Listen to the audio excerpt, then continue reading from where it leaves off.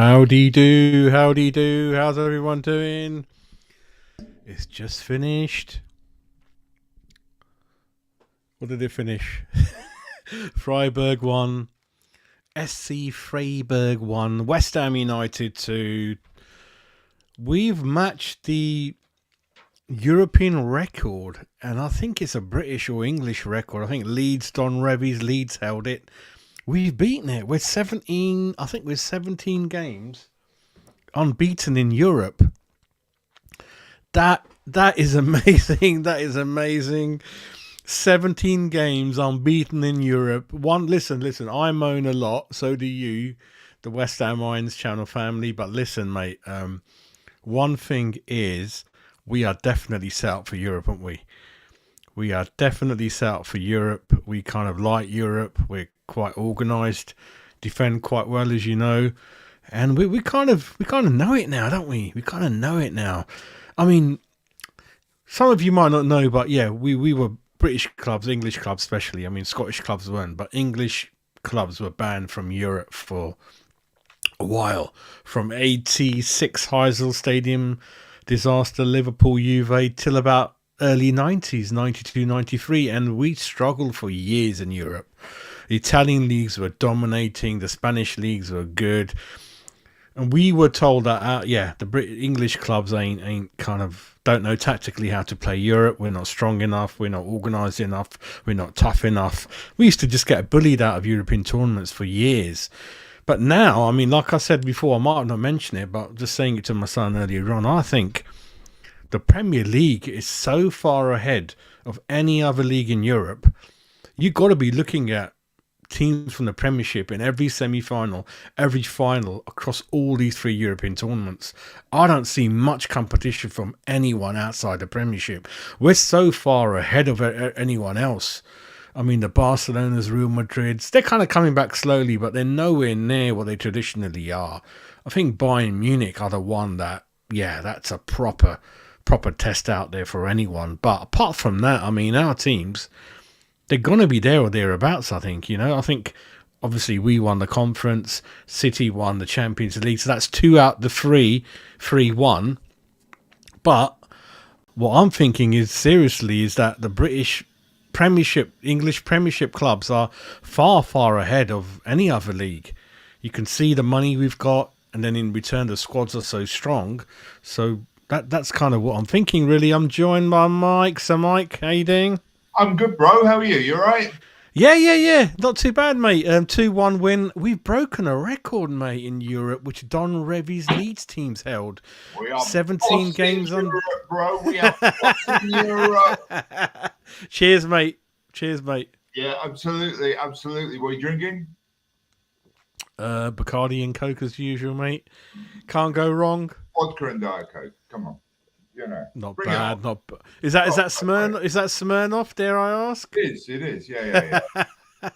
Very nice, mate. But basically, if I start from the beginning, Mike, I mean, lineup came out, and whichever website or football app you usually looked at, they're all showing even Sky. No one quite knew how he was set up, and I guessed incorrectly, thinking it's 5-3-2, maybe, it's 5-3-2. Is it Alvarez sitting with the centre backs?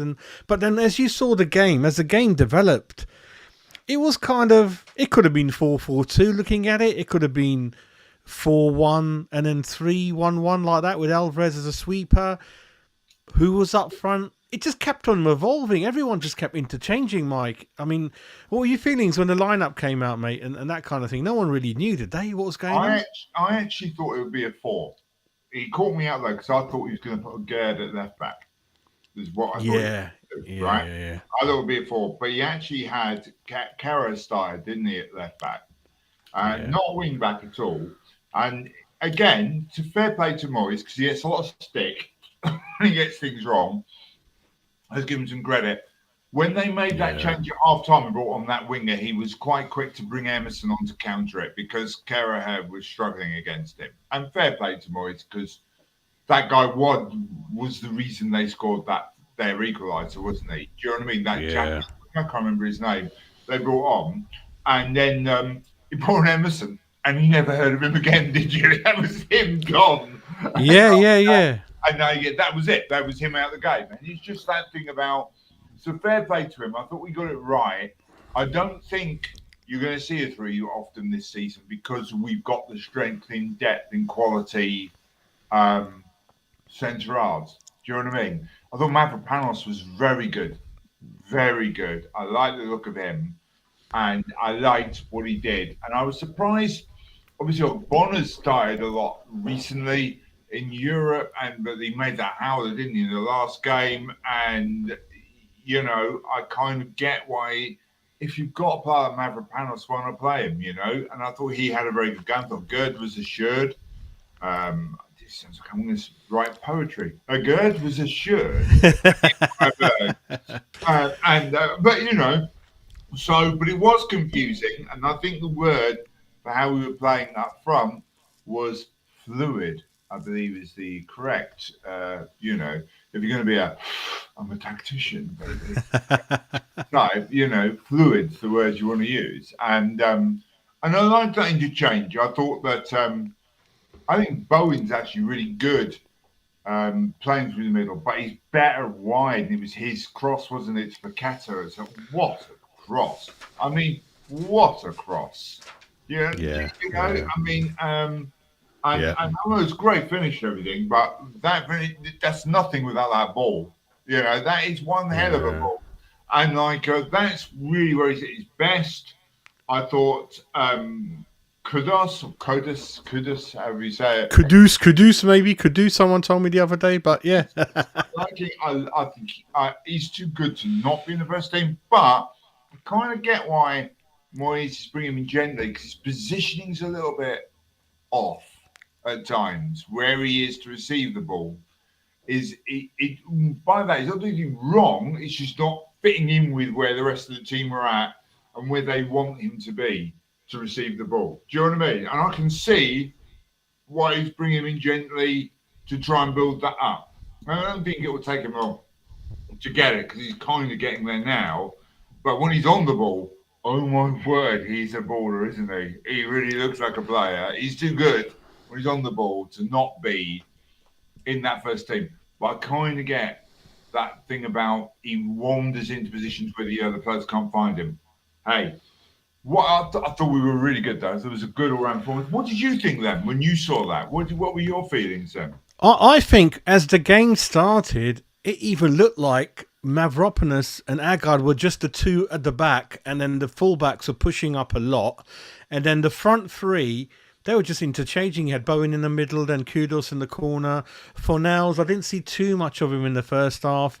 Alvarez was like the sweeper, making sure everyone's happy in the back four. And then more than often than not, Paqueta, he was joining the front three. He's one of the three up front as well. So again, I mean, look at the goal. You've got Bowen, who was nominally up front, suddenly on the right wing, and Paqueta heading in like he's a centre forward or something. Do you know what I mean? You're like, I mean, you're right, absolutely right. I mean, that's what's going. It was, I believe, as I say, the word's fluid, but they were rotating. It was going left. It was going right. I thought Fornals was a little. Didn't have the best of games. He wasn't rubbish, though. Don't get me wrong. Yeah. You know what I mean? Yeah. He wasn't rubbish, but I've seen him play far better. That's what I'm saying. But positionally, I thought it was really interesting. Well, I think you're right. It was very, as I say, fluid. Paqueta was. I think Paqueta was Paqueta. He's just another class, isn't he? Do you know what I mean? Just really good player, and I think before I bring Frankie in, I mean, beginning, everyone was confused what the formation was, but as it started, we're interchanging, changing the formation continuously. Everyone before the game was thinking who's going to play up front, and then I think in the end you can tell it was just shared between Bowen and I tell you Kudus, not that much. Paqueta maybe, I'll tell you what's really interesting though, when you've got that kind of fluid formation, they sure as hell didn't know. Freiburg had no idea what we were doing. They didn't know who to pick up, when, where. They were all over the place. And I think that's just as well, because frankly, that shirt of theirs was an offence against humanity. That was bad. It looked like they were wearing a carton of Raspberry Ripple. It was expensive. I mean, whose idea was that? I mean, I don't know if you could imagine playing them with and going to watch them playing with a hangover. Would you come out of the ground alive? I mean, it's just anyway. It's legendary. Anyway, welcome, Frankie. I thought this was going to be obviously hard, and first half wasn't. We saw two different Freiburgs, first half and second half, and mate, we've won. We're top of the group, and looks like, dare I say it, we've got a record, 17 games, beating Don Revy's Leeds record, and looks like we know how to play Europe, Frankie. I mean, I don't know, look fairly, Yeah, all right. I mean, we come out quick, didn't we? And couldn't have had a better start, which was really good. The only thing that, look, we got the job done, as we know, and that's the most important thing. I feel like we've got this thing that we keep doing at the moment, even in. Oh, he's frozen. He'll be back. But while Frankie comes back, things. Yeah, got you back, easy. Mate. Yeah, got you back. Better? Yeah, got you back. Is that okay? Yeah. Perfect. We've just got this air of arrogance, mate, that when we're finding things a little bit easy, we just tend to stroll around. Lost you again, mate. Lost you again a little bit. Yeah, lost you. Back again. Right, we do. We go goal up, and then we're bossing this, and we're gonna walk around and get the ball, and it's a good point. Welcome, Steve. Hope you're doing well, mate. Saying hello to Jazz and the Nutty Professor. Who is your Razor son? Story about her later on, mate. Story about that. But yeah, first half, that Freiburg. Mate, dare I say it, Mike, maybe we've got a reputation in Europe where, the teams are very wary of us, especially Bowen on the break, Paqueta. You don't want to look at our team and the value. I mean, obviously a fan always sometimes extra nervous about their own club, but when you look at Bowen, Kudus, Paqueta, I mean, they would fit into most good teams who we regard as maybe slightly traditionally bigger or better than us. So it's not a surprise that we're okay, isn't it? Frankie, you're back, mate. You're back. Take off where you left us, mate. Yeah, you're back. Yeah, I was just saying, mate, we sort of come out in that second half. They come out a different team. I know we scored a goal in that second in the first half. We did get the second. Still think that should have been looked at a bit more closely, because I think the defender passes the ball to our man and not our player, which is quite interesting. But they sort of just had a look at whether he was in an offside position or not and just called it offside. So interesting to see that one back. I'd need to see it again. But I just want to see us go and do the job. I felt like they were there for the taking. We don't quite do the job and put the game past them. They come out and then you're thinking, oh, we're in trouble here. So I just want us to carry on with the intent that we and the level that we know we can play at. I want to see us to continue to, attack them and put the game past teams. A little bit the same on Saturday. Argument that you don't want to excel yourself too much. You don't want needless injuries, this, that, and the other. But we could have come unstuck tonight if they would have got that second goal, which they knocked on the door at one point when the ball hit the back post and sort of somehow it come to their guy and he blazed it over the bar. That goes in. It's a different. Yeah, I mean, what I'm thinking, Frankie, again, just putting things into perspective, like you said, without getting carried away, which I don't know if that's right, what we do or not. But if we had a striker up front who was a striker similar to Antonio, younger, we would always play 4-2-3-1. That would help. And then, a lot of changes. God knows what formation we were playing tonight. I think that would help, Frankie. If we had someone up front who'd slot in for, if Antonio isn't around, that would certainly help, mate. And you can never compensate for not having someone up front all the time. This formation was people coming in and out of the area like Sheffield United, mate. I think that's kind of one of the things, Frankie, I'm thinking is like, if we had a striker like Antonio, we'd play 4-2-3-1 tonight and looked fluid and looked fairly familiar with the lineup. And so, like you said, we change it quite a lot for Europa because no one up front and things like that, really. I want you, Frankie, before I go to Mike, to answer this question from Epic. It's an interesting question. Mate, I think he's got bags of ability. I love how he controls the ball. There were times when you thought he was going to turn one way and he sort of just drifted the other way, and it really caught people out.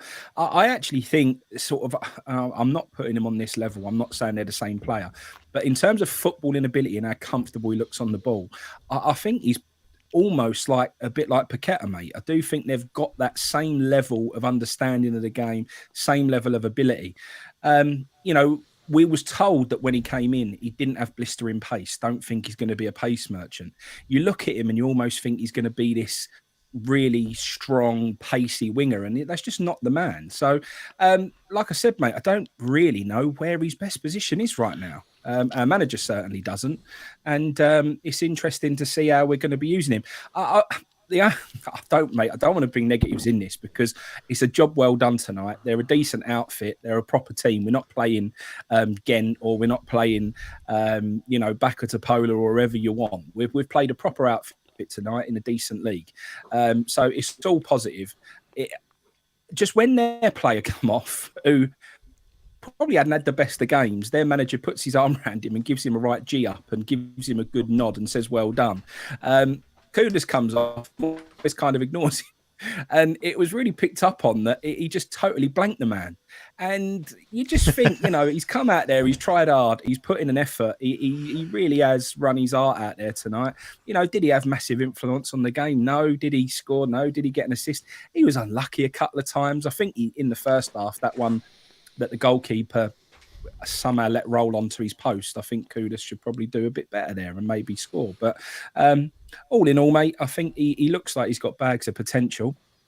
I'm just still no closer to understanding where his best position is and how he's going to fit into us. If all these people saying he should be in the starting lineup in the Premier League, well, tell me where he plays, because I'm a bit can't work that out. I think my issue again, I mean, Mike and Frankie can both. My issue again is we don't have a proper striker in terms of when Antonio plays, he doesn't press in terms of asking for the ball, holding it up and that kind of thing sometimes. And when you're a fast winger, Kudus, one of the three behind the one, it's hard. And today there's no one up front. So they all kind of, what should we do? Should we run into that area when we get a chance? So because of that, it's always going to be tricky. But the thing, Frankie, I'm thinking is there's two types of players. One who are naturally very fast, and sometimes they leave the ball behind. Or you got Kudus, who might not be a fast sprinter, but I think when the ball is at his feet, he looks pretty nippy to me. He looks pretty nippy to me when the ball's at his feet, pretty skillful. But then Moyes is a very, very different manager to a lot of managers and the manager he's come from, where he had a clear, defined role. And like I kept mentioning in the videos, you come to a new country, you're settling in on and off the pitch. And Moyes is a very demanding manager in terms of do your nitty gritty, dirty stuff first before you start to produce the silky stuff, which, we get it now and again, not too much. But it's all those things mixed together when you come as a player like Kudus. So, that's why it takes some players a bit of a while to settle down, really. Mike, again, you want to throw in any comments in kind of Kudus or that kind of thing first off? It's interesting. I think that Frankie's already made a really, really good point. He's technically, obviously has all the gifts, doesn't he? Do you know what I mean? Do you know who he reminds me of more, though? He reminds me of, and he's not a West Ham player, reminds me of Bernardo Silva in the way he runs and moves with the ball. He sort of glides across the pitch, doesn't he? When he's got the ball. He doesn't need bad loads of pace. Now, Bernardo Silva is not a pace merchant, is he? He uses technique to go past players rather than pure pace. That's what Kudus does. I would just say, because the original question was, doesn't look like a £38 million player. He doesn't. He looks like a £70 or £80 million player to me. And just remember, it took Paqueta, till Christmas to get to grips with this league? Well, actually, it took him all season, really, didn't it? We used to have a go at him, didn't we? Yeah. I would say it took him longer. It went on, but he's even better now, isn't he? Let's be honest, Paqueta, right? So I think he's a great player. Give him a little bit of time to adjust. Give him till Christmas, and you'll start to go really come on. But it really reminds you. But when he's got the ball, he's running with the ball. It really reminds me of Bernardo Silva. Do you know what I mean? Do you guys get that Bernardo Silva feel from him? Yeah, really good way. Definitely. Cuts in with it. He's just got that. Where his position is, a bit like Bernardo Silva, I think, is anywhere that you want to play him. He can play through the middle. He can play on either side. If you think of him as Bernardo Silva, Guardiola plays him wherever he needs him, and he'll be brilliant there. He's not a striker, that's for sure, but he is like. And I'll take your point, Jazz, about the centre forward thing, but he is. Any of those attacking midfielder places he can take in. I think he's really good. But I mean, you're absolutely right. He's got Frankie, mate. He's got loads and loads of ability, and it's obvious from the minute you see him on the ball for the first time. It takes seconds, and you can almost see that straight away. And the more I see of him, the more impressed I am. I think he's a fabulous purchase. I think it will be amazing for this club, and he needs a bit of time. What's good though is the fact that it's not him and a load of other players that need a bit of time. It's just him, because Alvarez looks like he's born to it, doesn't he? And Ketter's already had that season of feeding through, and James Ward-Prowse came from the Premier League anyway. So we can manage to have one player without having to bring through into getting up to speed in that league. It's the problems when it's half the team, isn't it? Which was what's going on last season. Yeah, I mean, I think Steve's made a good point here actually, and he says he's given an answer to it, and don't make him far wrong. I do think that the way we're playing Kudus at the moment, while he will track, he ain't one that breaks his balls to get back. He sort of does it almost half-heartedly. He does do it, but sometimes he's a little bit behind the pace. He don't quite catch up to the man who's broken out of the midfield, and he don't really want to break his balls to get there.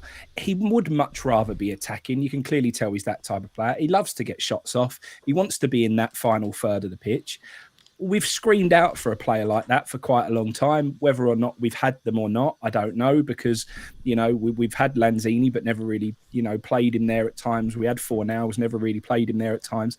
I think he does scream out as a man in behind the front man to me. And I'm pretty sure that having somebody like that in behind a striker, whether it be Antonio or whatever, would only help our forward play. And when you've got someone as trustworthy as Alvarez in that midfield now, and someone like Ward-Prowse who is willing to do all of the graft in the world, because he really does cover a lot of ground. And I said when I was watching him at Brighton, he made a block in our box. The ball went right out to the far left, and the man who closed that man down on the far left was James Ward-Prowse. He got off the floor, run all the way out there, run about 30 yards to close the man down. So, I would love us to play with that extra attacking man in the middle at times, in behind a striker, have an extra midfielder to get forward and put it on teams. And I think Kudus is the man to do it. Problem is, we haven't played with a man in behind the forward for since Moyes has been with us, and I don't see him do it anytime soon. So, we might not see the 100% best of Kudus, because I do think if you give him a free rein in that, the furthest forward midfielder and allowed him to get in and around the box and in around the forward, mate, I think he'd be a very, very dangerous player. He would. He would be as is Bernardo Silva. If you give him that free role that Bernardo Silva gets when he used to play off of Aguero, especially. Do you remember? Yeah. How many goals did the guy score? How many goals did he assist? He used to destroy teams, and Kudus is that sort. I'm not saying exactly the same. He reminds me of that sort of player, especially positionally. That's who's his best. Bang on, Frankie. You're absolutely right. I don't know. I think Moyes might give it a go, though. I'd love to see it. And I'm not sitting here saying and just trying to be overly critical. I'm saying I'd love to see it. It just worries me that times like you think Sheffield United is the time at home, is the time you'd see it, and we didn't. So that's why I'm a bit reluctant. But maybe it's just because we haven't given him enough time yet, and Moyes ain't taking the reins completely off him at the moment. But we'll see. I think the thing is that when Moyes buys defensive players, they slot in pretty easily. We can see that. The issue is up front all the time. And the problem is that Bowen has set such a high standard in terms of an attacking winger. That's an animal. He's like a rugby player physique. He can run up and down, sideways.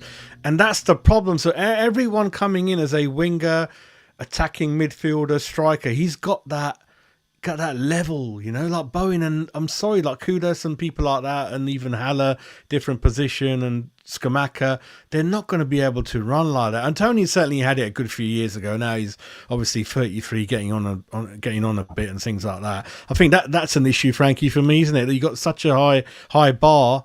And you can't work like Bowen, can you, mate? I mean, he's an the animal. bar's getting higher and higher, mate, because that ball into the box tonight was one of the best crosses I've seen from one of our wide players in a while. Ben Ramos struggles to put balls in like that. Bowen's whipped a ball in there, which I didn't know Bowen had that in his locker, to be honest. So, he keeps adding more and more to his game. The thing that I'd love to see him do at the moment, because he pops up in the box, just around that 6-yard box all the time at the moment with headers, and just can't put the ball in the back of the net. Someone needs to ping balls into him and let him just head them for an entire day's worth of training, because, mate, he's there every time. The ball is finding him in that between the penalty spot and the 6-yard box every game at the moment, and unfortunately he isn't quite putting them away. But mate, that's a real small part. Do you think, though, Frankie, do you think that Bowen really wishes he had Bowen to supply him? Yeah, probably, mate. I bet he does. I bet he, and that is, mate. What you just said there is spot on. And I do think, it does worry me that you've got somebody like Bowen like that, and we are still struggling when Antonio plays to find. You'd think Bowen would be finding Antonio left, right, and centre in the box, and he's just not. So the problem with that is often, though, isn't it? I'm just for argument's sake, is what the other player was doing. I mean, before you joined us, I'd said, what a cross. And my God, that was a world-class cross, wasn't it? Yeah, it's great. I mean, you'll remember, it wasn't like, David Cross at the end of that, it was Paqueta. He's a jinking Brazilian midfielder who's towering, or looks like he's above 2 centre-halves to head that in. That's all the cross. That is almost nothing to do with Paqueta. It's all the cross. If you ever played football, that is all about the cross that's done that. That is such a brilliant cross. He just had to be a brick wall, didn't he? And have the ball hit him and go in. That's all he's had to do, Paqueta. And he knew it. Fair play to Paqueta. I'm not taking away from him. Great finish. Well done, mate. You were a brick wall. But what a ball. But sometimes you just think, Antonio's a converted winger. His movement off the ball isn't all that great. Often, the best goals Antonio gets are when he gets the ball and he's had the ball to feet and he's space and then shot. How many times does he actually score from across? He does occasionally header at the back post. He likes a header at the back post, fair play, but not really that often. The most goals he scored, I think you'll find, as headers at the back post was when Payet was in the team and he cut in from the other wing. Right, and be against the fullback. He was good at doing that. But Antonio's not a striker. I'm not knocking him. He creates chaos because he's big and quick, and he panics the central defenders and creates space for other players. That's what he's really good at doing. He runs the channels well, creates space for other players. That's what he's good at doing. But, it's funny, isn't it? And you're right, Frankie, to say it's funny, isn't it, that it was Paqueta who made that run against 2 centre halves and gave Bowen just go, here I am, and Bowen right on his forehead. It's you just think there's not that much thought in Antonio at times. He's a bit of what we call a blunt instrument. You know what I mean? He's just like, bang, I saw it a lot on Saturday. Actually, there was a couple of times where a pass was played that wasn't the obvious pass, and it caught Antonio out completely. He looked totally shocked. He weren't on his toes, ready for it. And the ball come out of nowhere. And he was like, what a pass that is. But Antonio sort of stuttered as if because he weren't expecting it. I saw that. I remember do you remember? Yeah. And that's just like, so that it does happen. But I do like this Mavropanos and Aguerd train from corners as well. They both sort of back each other up, and it went wrong at one point. They nearly blooming killed each other, smashing into each other. But what did you think of Mavropanos, Frankie? Yeah, I mean, he's one of them players who he's so leggy. You think the ball's going to get away from him, and he sticks a foot in out of nowhere with these long legs of his, and he gets away with it. Is he someone that I think? I think in a flat back four, it's going to be hard for him in the Premier League. I do think so. I think he might get caught flat-footed at times. It's hard, isn't it? I think the thing at the moment, we've got that bit of balance. I know I've turned full circle here because obviously a lot of people were knocking Aguerd, and I did knock him as well because there was. But on Saturday, I thought he was the best player on the pitch. I thought he didn't put a foot wrong. So, but like I said, he also has them games where he looks like a Rolls-Royce defender. And the very next week. So I think it was because we were on the front foot. I think we're on the back foot. It would have been nice to be sitting here right now and saying, when we're likely to be on the front foot and have more of the ball, we can play Aguerd. And when we know we're going to be on the back foot and under the cosh, we've got a different type of defender in Mavropanos who can play that, who... when Aguerd is going to struggle because we know it don't suit his game because we're going to be under the cosh, the other team's going to have a lot of the ball, we've got a defender to switch in. That would be the ideal scenario. I'm not sure he's that man. I think I was about to say that. I think like Aguerd, he's not an out-and-out defender, that hardcore defender like Zuma. I'm not sure. I think in the three... I think in Mavropanos... Yeah. In the three, he'll be amazing. And Aguerd would benefit from three at the back, but... we don't quite maybe have those wing backs. But going back to your thing, Mike, about the striker's DNA, the Nunez goals or goals against us, that was typical of a proper striker. He got in between the two centre halves before the ball got there and sniffed it and put it away. That's what we hope Antonio would be, but it's difficult to be that, isn't it? But Michael's bang on with Antonio where he receives the ball with his back towards goal, brings it down, turns around slowly, smashes 2-3 people out the way, barges his way in the area and scores. Whereas people like Nunez, they gamble. They know where the ball's going to go before he gets there. That 1 second early, striker's instinct. And Nunez, that's it. Nunez got in between two of our centre halves, didn't he? More than one occasion on that game. And that's what I'm dying to see. So we are, listen, I'm bloody moaning as we always do, but what a great win, record trophy last year, top 7.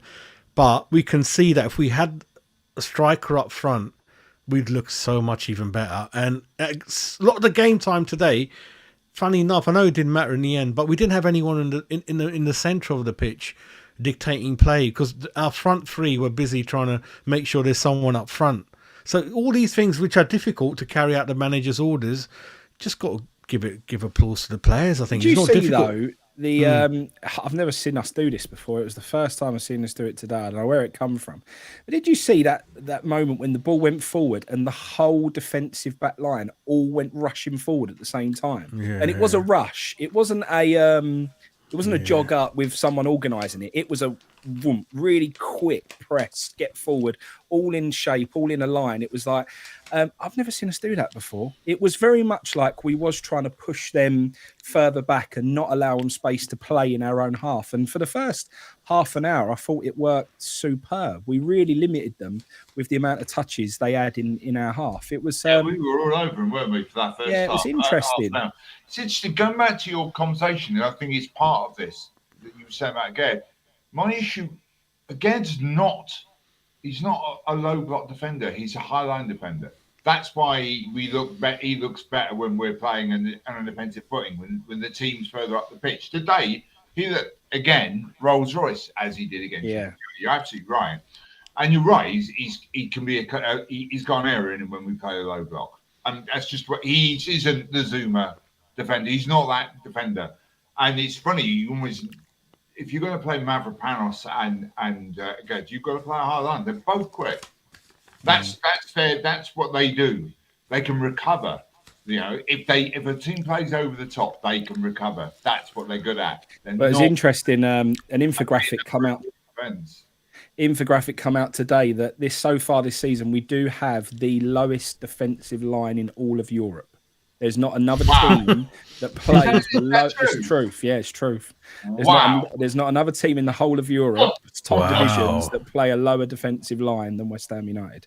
The second to bottom is Nottingham Forest, but we're below them. So yeah. Oh my God! I'm not surprised, but I am actually surprised. Yeah, dude, that's an amazing stat. Where the hell did you get that, Frankie? There's a new Twitter account that basically it's an AI stat tool you can sign up for and pay, but every now and then they'll just release these little nuggets that their system can put out.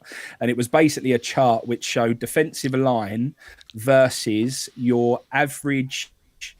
It was expected goals per shot. So our expected goals per shot was actually quite high, but our defensive line was also the lowest in all of Europeans' top divisions. So, yeah, it was interesting. I mean, we restrict people from shots, so that's our thing, isn't it? It's our vibe. But I mean, it's like, it's what Moyes wants to do. Then that's what Moyes wants to do. But Gerd isn't the defender for it. That's that. I mean, he's a really, really good defender. I'm not knocking Gerd, just to be clear, before I get the hate mail. But he's a high line defender. And it's obvious, isn't it? Don't you think? Yeah, no, it is. It is.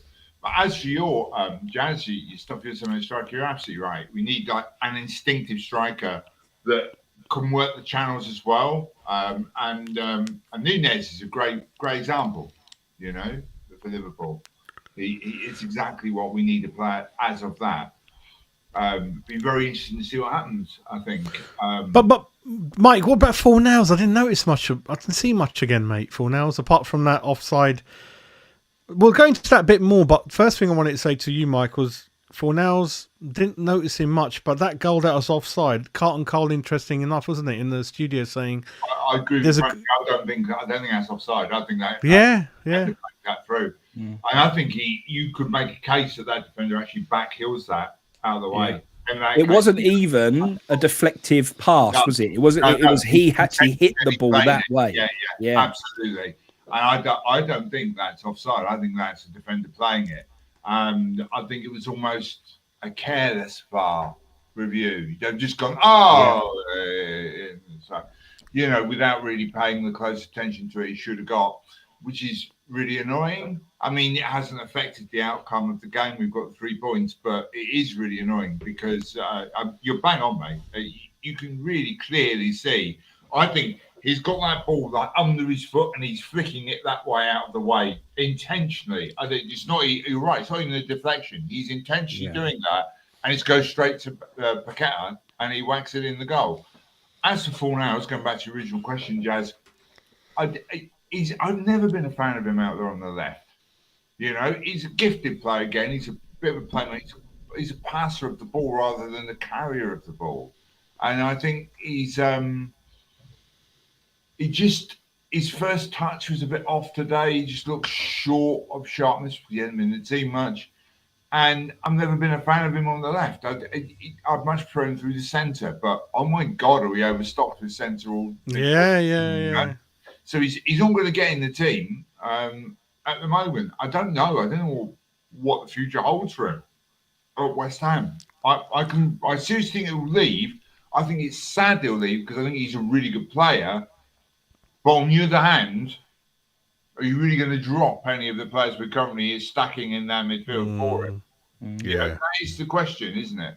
The only place you wanted him tonight was on the end of that one that Bowen run through on, because it was almost Alkmaar-esque. He sort of broke free there, and I had pictures of Alkmaar then, and Fornals putting it in that bottom corner, and then Bowen went and pinged it wide. But that's fair play, actually. But my word, that would have been assist of the century, wouldn't it? Yeah, it would have been unbelievable. I mean, he just battles, and then has that quality. But you've got to say, on a wider aspect, this is a much better West Ham team than we had last season. Yeah. I think so. A little bit over. Yeah, I mean, it is quite close, but we are, I think, overall, Alvarez, Ward-Prowse do bring a lot to our team. So 2 players in that, you know, what Rice did on his own, 2 obviously do better. And Kudus, got to bring him in more and more. Mavropanos. Last season as well. Yeah, definitely, mate. And I think all those other players have settled in. It's a better West Ham team than we had last season. I just think that, I know, good. Going back to your thing about striker, that is another piece of the jigsaw puzzle we need to do. That so obviously needs to be done now because the rest of the team is getting there. Do you know what I mean? It's like you can only know you've got the last piece of the jigsaw puzzle you need to find when there's only one piece of jigsaw puzzle you need to find. When you've done most of it, that's kind of and we've kind of getting there with the rest of it. What do you think, Frankie? How do you think this season's team compares to last? Yeah, I mean, I just think we've got bundles more ability on the ball than we've had in a long time. I just think naturally, and we've always lacked that. I said when Moyes had that first real purple patch when it was in lockdown and stuff like that, I did feel like we was this sort of aggressive, all pulling together, get at teams on the counter. And it was just a bit of a all bundle in. We didn't have many ball players. We didn't have many players with loads of ability. I think that's really changed. I think we've got bundles of ability in the team now. I think we've got good ball players. I think, I think we've got that midfield is just superb. We've got different things to our game. We've got people who can pick a pass, which we haven't had. Bowen's obviously doing his normal thing. Ward-Prowse's set pieces and corners have just totally changed the game for me because every time we get a set piece, for the first time in my life supporting West Ham, I turn around and go, we've got a chance to score here. I've never known that supporting West Ham before. I remember at Upton Park and we get a corner. Come on, you are. We've done nothing with it. That's how it's always been for me growing up. So, the fact that now we get a corner and it's like, yes, we can do something here. I really like that part of it. Yeah, I think all round, I think it's, and I like the fact we've got options. I do like the fact that we've got every lineup. You're thinking, well, who's going to play where? Have we got loads and loads of depth? No, but I'd certainly think we've got more depth than we've had in a while. Last year, it felt like we had a first 11 and that was it. This year doesn't feel that way anymore. Doesn't feel that way. True. Yeah. I agree with that totally. Yeah. I completely agree with that. Yeah. Do you think that we're going to buy a striker in January, anyone? What do you think? It's got to happen, isn't it, sooner or later? Yeah. I don't think we like doing business in January, but having said that, we've got our new matey boy doing the buying. I don't know if he likes doing business in January. We traditionally as a club don't. I would be surprised if we did, but having said that, now we've got the director of football. Maybe he's got something lined up. I don't know. If we want to win something this year, we need to buy a striker in January, I think. Otherwise, we're just going to miss out on something, isn't it? And it'd be a shame, isn't it, I think? You remember the last time we were in the Europa League? Oh, mate, yeah. We needed to buy a striker in January and we didn't. And we got to the semi-final, right? And in a way, that's kind of one of the reasons we didn't win. I think this team's almost good enough for a trophy again, Look, nothing brilliant winning it last season, but that is not the Europa League. The Europa League's a tougher competition. And we've already been in semi-final. I know we've not got Declan anymore, and I know he's a brilliant player, but we've got some other good players in. I mean, we're not weak in midfield. That's where he was. That's not our weak spot. If we'd sold Declan Rice now we had a weak midfield, I'd get it, right? You could say that to me. But I mean, that's a really, really good point in Hammer Time. But the thing is, we're not weak in midfield. We've sold Declan Rice, and we are still got a very, very good midfield. Better, slightly better. Yeah, I'm inclined to agree with you, Jazz. So we're in that same position again. Are we going to repeat the same mistake? But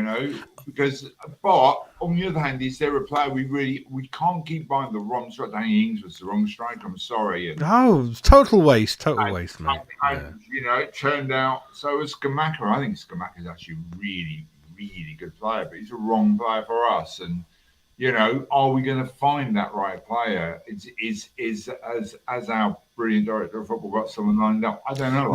El Nesri's he's. I'm not saying he's the solution, but he is that type of player. Nesri up front by himself, strong enough to head it in, hold it up, run the channels. Agar's teammate in Morocco. He's one of them. Broger at Chelsea, that's another one. I know he scored the other night, but then he came off. So, but he's a beast, mate. Plays for Albania. There's a few from around the globe, and if you've got a credible scouting network, come on. We all work every day quite hard in our lives, and we've got 2 windows in a year. I'm sure we got the clout to look for whoever's out there. I don't like the Moyes response sometimes. There's no one out there. We've been looking and blah, blah, blah. But you do have players in there. I don't know why. I just thought of Frankie. I just thought of Marlon Harewood. Oh, darling. He was something. A couple two seasons he had. I remember the hat trick against Villa when we came back up with Ben. Semi-final goal was the one, mate, at Villa Park against Borough. That was the one. I remember that. I remember watching that and just going absolutely bananas. I thought he was good. He was limited, but he was good.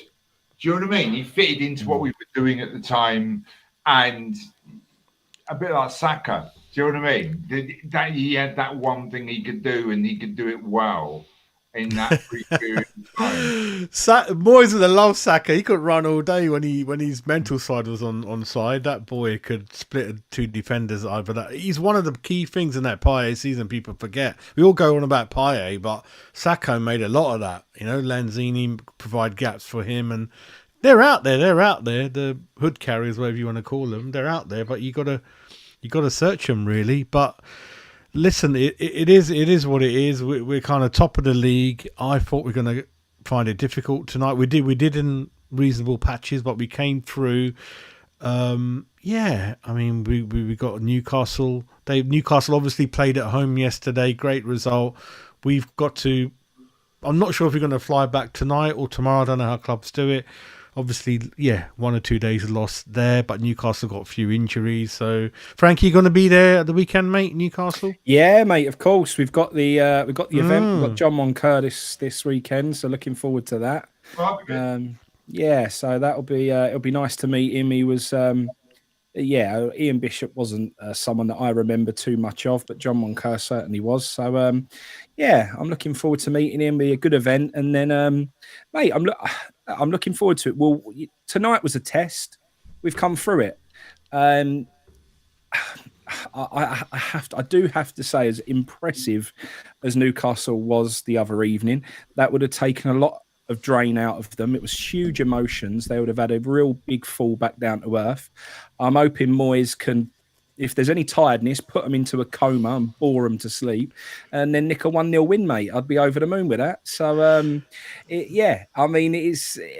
I do expect us, and I know they're a good team now, and I've watched them twice in recent weeks. I watched them against Man City, and they never, ever looked like not winning that game. That whole game, they were going to win that football match. They played Man City off the park, didn't give Man City a sniff. And last night, they were absolutely fantastic. So as much as it's going to be double hard, it's not a write-off game for me like a Man City, which I don't write Man City and Liverpool off, to be perfectly honest. I always expect us to get a result against anyone. But I think everyone else also has to say that this is a game that we need to pick points up from. If we want to be up there, we want a chance of more European football next year, and we want to compete to the top level, then Newcastle's a game that we've got to bring them down there and just bring them back down to earth, mate. Just show them that you've had your moment, but that's all done and dusted. We want to get in their faces straight away, make it difficult for them, and hopefully get a win, mate. Yeah, I think there's a few injuries. I think Gordon is suspended. Barnes is out till Christmas.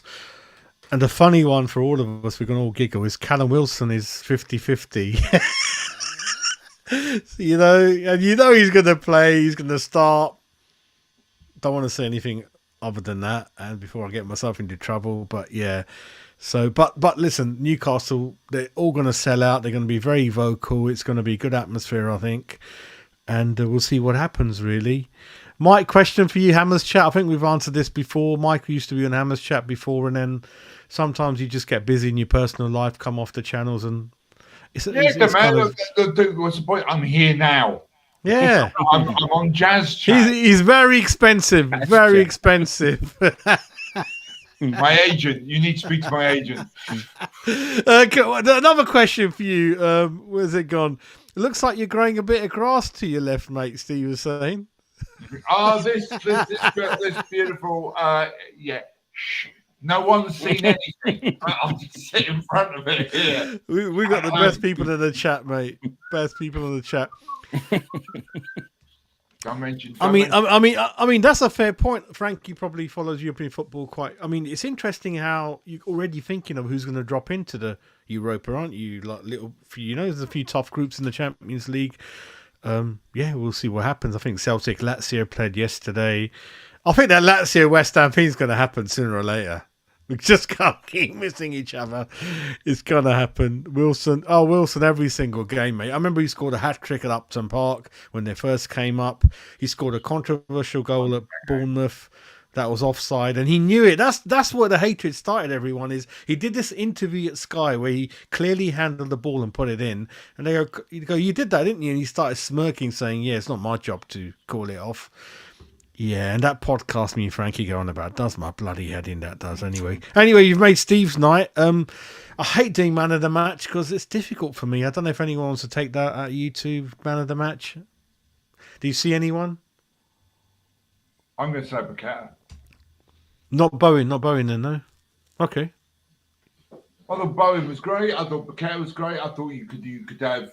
Actually, Alvarez was really good as well. I thought you could have anyone from that midfield. But I'm going to go with Paqueta for me. I thought he was a different class to anything else they had on the pitch, and he kept going the whole game. What do you think, Frankie? Well, I do like the fact that all season I've struggled to pick a man of the match. It shows that it's been spread around the team a little bit more, and we are more of a team than we are an individual now, which that's good. That's good. Everyone's playing to a level, and it is hard to pick man of the matches at the moment. I thought Bowen was good. I thought Paqueta was good. I think there was some good performances out there. I think, and then you've got those ones that go unnoticed. I think Alvarez, I think, had a really good game. I think Ward-Prowse had a good game, even though he's quiet. He still puts in that cross that gets you that second goal, which is so important. Like, we're struggling. We're backs against the walls. They're growing into the game, and then we take the stuffing out of them by just whipping a ball in there and just going bang, have that. It's brilliant. So the amount of interceptions he got in as well. He does picking off their passes all night long, wasn't he? We just sat there in front of the ball. He didn't slide in or do anything better. He just picks up stray passes constantly. He just intercepts, doesn't he? He's reading the game off the wall. Definitely. So no, it's good. Pick one man out, tough.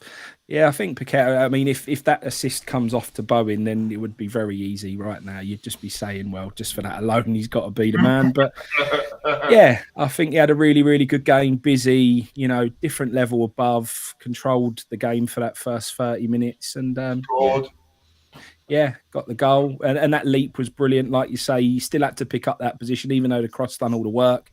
He had to be there, which he was. So, I can agree with that. I think to summarise, one thing also to add to Paqueta is it's really clever and useful how many tackles he draws and wins free kicks for us. He's got that thing. He's 2-footed more or less. Got that skill, fairly strong as well. And very, very clever. But I don't want to go into how long we're going to hold on to him or Bowen. That's not the show today. But to summarise, we're top of the group, 17-18 match European run. It's really, really good. We're 7th in the league or 8th in the league. It's just that as really passionate West Ham fans demanding that we are on this channel, we can see that it's just one or two things, and wow, we would be even more better. Like the striker up front, as an example, slightly younger fullbacks. I hate saying it because Emerson, like Frankie rightly said, doing really, really good job. Kofal, whatever he's got in his locker, he puts it out there, blood and sweat.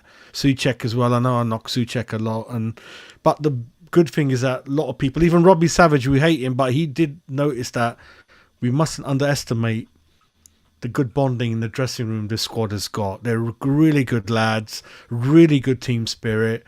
and maybe that's why we take longer than bringing one or two players into that. I don't know. That's a really valid point. Yeah, I mean, I'm again honest. If Moyes was my manager, I would have walked out years ago. I would not play for him. But these guys, they just run and do anything was required of them, and yeah, so it's easy to forget. Before Moyes, and yeah, we've had it quite tough over the years. It's just that Moyes, you've done the hard work, you've established yourself, got the foundation, won a trophy. We're away from the relegation, just a little bit, little 10% push and a couple of directions, mate, and you'll be well in there. That's all my, and I'm constantly fighting against him because he's got his worldly habits, his lifetime habits. Understand that he ages out with respect. That I don't know how hard it is to do things differently. I don't know. We've got a couple of coaches, I think, that he has got on board. I don't know who they are, recognise them, but apparently they're there or thereabouts. But we'll go into that a bit more. But, gentlemen, I think it's been a good evening. We've won, and European go on and on. Olympiacos away, I think. Top of my head, Newcastle coming up. So, yeah, I want to thank you for your time, both of you. And, yeah, we'll catch up in the next shows and see what happens. So, thank you, Mike. Thank you, Frankie. See you later on, mate. See you later, Mike. Take care. Thanks a lot. Thank you. Bye, Thank you. Cheers.